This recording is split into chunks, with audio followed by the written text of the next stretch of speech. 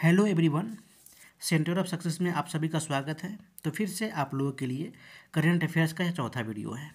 इससे पहले कि दोस्तों अगर आपने पिछले वाले वीडियो नहीं देखे हैं करंट अफेयर्स के, तो जाके आप लोग देख सकते हैं प्लेलिस्ट से। इस करंट अफेयर्स में राष्ट्रीय, अंतर्राष्ट्रीय और अफेयर संबंधित घटना देखने को मिल सकता है।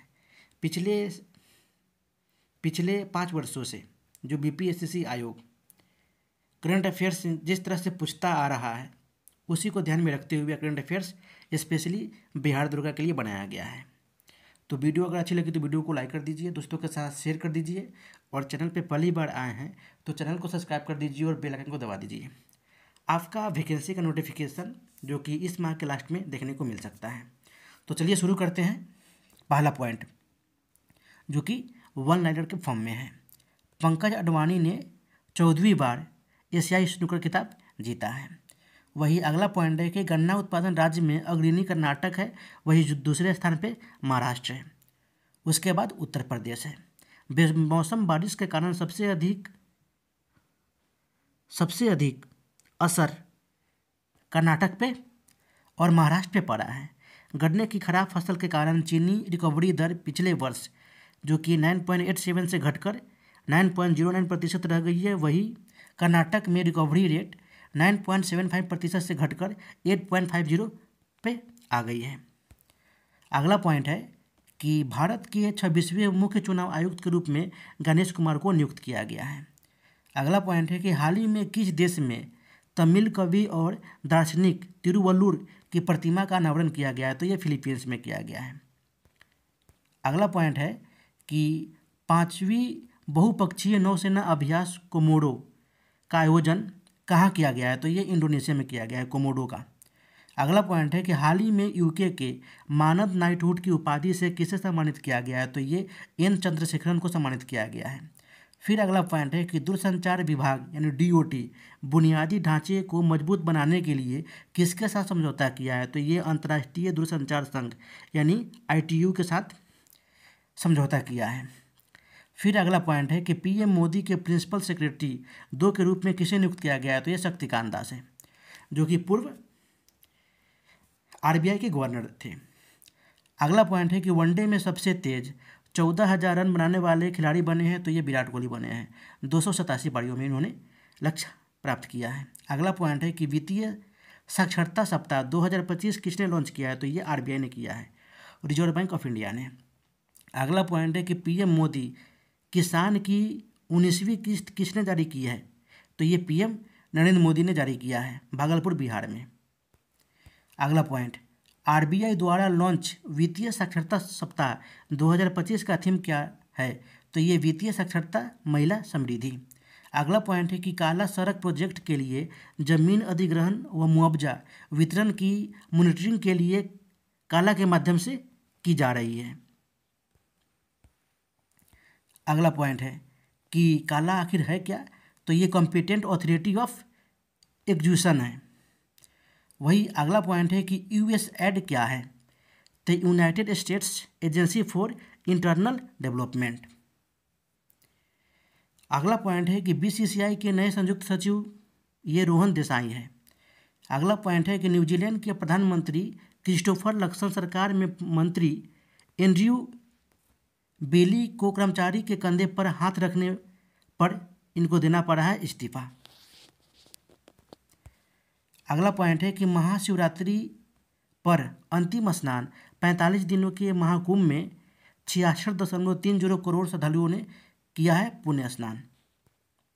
अगला पॉइंट है कि 13 महिलाओं की सूची में भारतीय जीव विज्ञानी पूर्णिमा देवी वर्मन बनी time women of the year 2025 से अभिनेत्री निकोल किडमैन और फ्रांस की गिसेल पेलिकॉट हैं। पूर्णिमा देवी बर्मन को 2017 में पूर्व राष्ट्रपति रामनाथ कोविंद ने नारी शक्ति पुरस्कार से सम्मानित किया था। अगला पॉइंट है कि वर्ष 2024 के लिए गोल्डन पीकॉक CSR पुरस्कार कोल इंडिया लिमिटेड को दिया गया है। अगला पॉइंट है कि अंतर्राष्ट्रीय आपराधिक न्यायालय पर ICC अमेरिका ने प्रतिबंध लगाने की घोषणा की है। अगला पॉइंट है कि बिहार के औरंगाबाद जिले में देव सूर्य महोत्सव का आयोजन किया गया है। ये 4 से 6 फरवरी तक। अगला पॉइंट है कि आईसीसी पुरुष चैंपियंस ट्रॉफी 2025 के लिए brand ambassador Shikhar Dhawan, Tim Southee, Shane Watson और सरफराज अहमद को बनाया गया है। अगला पॉइंट है कि अंतर्राष्ट्रीय प्रशासनिक विज्ञान संस्थान IIAS के वार्षिक सम्मेलन की मेजबानी पहली बार भारत किया है। वहीं मणिपुर के मुख्यमंत्री एन बीरेन सिंह ने इस्तीफा देने के बाद मणिपुर में राष्ट्रपति शासन लागू कर दिया गया है। अगला पॉइंट है कि जापान के नागाइजुमी में एक पार्क को आधिकारिक तौर पे दुनिया का सबसे छोटा पार्क घोषित किया गया है। वही पार्क का एरिया 21/2 वर्ग फीट है, जो 1988 में बनकर तैयार हो गया था तथा इसे Guinness book of world record में शामिल किया गया है। अगला पॉइंट है कि DRDO और भारतीय नौसेना ने नौसेना एंटी शिप मिसाइल यानी नास्म SR का सफल परीक्षण किया है। भारत जापान के बीच संयुक्त सैन्य अभ्यास धर्म गार्जियन जापान के फूजी प्रशिक्षण क्षेत्र में शुरू किया गया है। अगला पॉइंट है कि अमेरिकी राष्ट्रपति डोनाल्ड ट्रंप ने हाल ही में डैन बोंगिनो को FBI का उप निदेशक नियुक्त किया है। SBI ने भारत के वित्त वर्ष 2025 के GDP विकास अनुपात को घटाकर 6.3% कर दिया है। अगला पॉइंट है कि ट्राइफेड ने आदिवासी उद्यमिता को बढ़ावा देने के लिए निफ्ट और HPMC के साथ समझौता किया है। अगला पॉइंट है कि DPIIT ने भारत के स्टार्टअप इकोसिस्टम को मजबूत करने के लिए पेटीएम के साथ साझेदारी की है। अगला पॉइंट है कि फणीश्वर नाथ रेणु के कई सारे उपन्यास में एक प्रसिद्ध लोकप्रिय उपन्यास मैला आंचल है। ये पता है कि ये करंट अफेयर्स का प्रश्न नहीं है, बट जानकारी के लिए आप लोगों को बता दूं कि ये सारी चीज़ें भी जानने को ज़रूरी रहता है। जिसे 1954 में लिखा गया है। इसमें हिंदी का भी एक शुद्ध वाक्य नहीं है एवं इसके संवादों में मैथिली, मगही और भोजपुरी भाषाओं का आंचलिक बोलियों के शब्दों का भी भरमार है।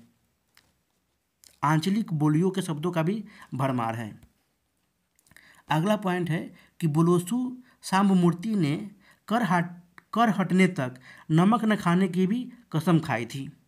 1919 में गांधी जी के आह्वान पर वकालत का पेशा छोड़ स्वतंत्रता आंदोलन से जुड़ गए। 1929 में साइमन कमीशन के विरुद्ध आंदोलन में भाग लिया और कई बार जेल गए। 1930 के नमक सत्याग्रह में अग्रणी भूमिका निभाई। वही निस्वार्थ समाज सेवा और त्याग के कारण इन्हें महर्षि कहे गए हैं। तो यह भी करंट अफेयर्स का प्रश्न नहीं है, बट जानकारी होना चाहिए, इसके लिए ये चीज़ को रखा गया है। केसका ठाकुर को दिया जाएगा साहित्य अकादमी सम्मान। अगला पॉइंट है कि इसी में केसका ठाकुर को पिछले वर्ष 2024 में 15 अगस्त को मरणोपरांत अशोक चक्र से सम्मानित किया गया था। अगला पॉइंट है कि स्टीव स्मिथ ऑस्ट्रेलिया के बल्लेबाज वनडे क्रिकेट से संन्यास ले लिया है। वही बांग्लादेश के विकेट कीपर बल्लेबाज मुशफिकुर ने भी वनडे से संन्यास ले लिया है। अगला पॉइंट है कि 3 फरवरी 1925 को मुंबई के विक्टोरिया टर्मिनस से कुर्ला तक चली थी पहली विद्युत संचालित ट्रेन। रेल विद्युतीकरण के 100 वर्ष पर केंद्र सरकार जारी करेगा 100 रुपये का रंगीन सिक्का। अगला पॉइंट है कि IIFT ने व्यापार और रसद शिक्षा को मजबूत करने के लिए हाल ही में किस देश की संस्था के साथ समझौता किया है? तो ये बेल्जियम के साथ। अगला पॉइंट है कि किसे हाल ही में काउंसिल ऑफ इंडिया का अध्यक्ष चुना गया है? तो ये मनन कुमार मिश्रा को चुना गया है। अगला पॉइंट है कि गिर गुजरात में राष्ट्रीय वन्यजीव बोर्ड की 7वीं बैठक की अध्यक्षता किसने की है? तो PM नरेंद्र मोदी ने की है। अगला पॉइंट है कि खेलो इंडिया विंटर गेम्स 2025 के दूसरे फेज का आयोजन ये गुलबर्ग में किया गया है। गुलमर्ग कहाँ है? तो ये जम्मू कश्मीर में है। अगला पॉइंट है कि हाल ही में IRCTC के साथ किस कंपनी को नवरत्न का दर्जा दिया गया है? तो ये IRFC को नवरत्न का दर्जा दिया गया है। महिला इंडोर शॉट पुट में किसने हाल ही में नया नेशनल रिकॉर्ड बनाया है? तो ये कृष्णा जयशंकर ने बनाया है। अगला पॉइंट है कि SBI ने लॉन्च किए गए उत्पाद को अस्मिता नाम दिया है। इसका उद्देश्य महिला उद्यमियों को कम ब्याज दर पर कर्ज उपलब्ध कराना है। वही अगला पॉइंट है कि भारत में सबसे ज़्यादा दाल का आयात म्यांमार, ऑस्ट्रेलिया और अफ्रीका एवं कनाडा से होता है। अगला पॉइंट है कि अंतर्राष्ट्रीय वसु प्रतियोगिता खेल में भारतीय टीम का प्रतिनिधित्व करते हुए अपराजिता ने एक स्वर्ण एवं एक रजत पदक जीता है। वही वसु में अंतर्राष्ट्रीय पदक जीतने वाली जो कि जिले की पहली महिला खिलाड़ी बनी है अपराजिता ने। अगला पॉइंट है इसी में कि अपराजिता ने उत्तराखंड में आयोजित नेशनल गेम्स में कांस्य पदक जीतकर राज्यों को पहला पदक दिलाया है।